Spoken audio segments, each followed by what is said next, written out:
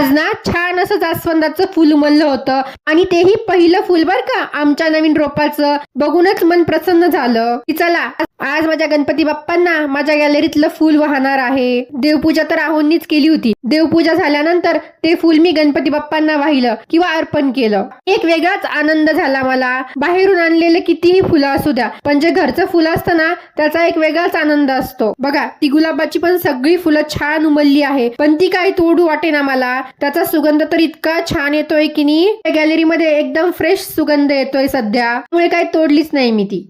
तर आज सकाळी अवनीशच्या आणि आहोंच्या टिफिनसाठी पत्ताकोबीची भाजी बनवली होती. एकाच मिरचीची वेगळी लागते, एकीकडे पोळ्या तर दुसरीकडे चहा उकळायला ठेवला होता मी. आज खूप गडबड होती माझ्या मागे. आहोंना ऑफिसला जायचं होतं, तर मग नाश्ता टिफिन चहा सगळं आज एका दमात करायचं होतं बघा मला. त्या दोघांचे टिफिन पॅक करून त्यांना बाय केलं, तोपर्यंत बघा आमचा छोटू साहेब उठून बसला. काय गेलं तर आज तो खूप वेळ झोपला होता, नाहीतर त्याचीही लुडबुड असते यांच्या दोघांच्या मध्ये. तर किती हट्टी आहे. मी त्याला माझ्याकडे ये म्हणते तर तो म्हणतोय नाही मला झोपायचंय. आज आमच्याकडे पावसाने चक्क सुट्टी घेतली होती. जास्त नाही पण थोडंफार ऊन पडलं होतं. लगे हात आमचे डेली यूजचे ब्लँकेट मशीनला लावून घेतले आणि कपडे धुवून होईपर्यंत तर त्यात ऊन सावली व्हायला लागलं. काय आता तर भगवान भरोसेच वाळणार माझे कपडे. पण पाऊस काही आला नाही बर का. ऊन सावली होत होतं.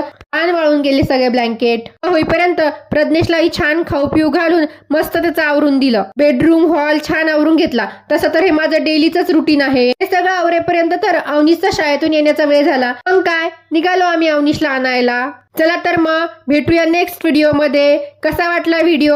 आवडला असेल तर एक लाईक नक्की करून जा. बाय.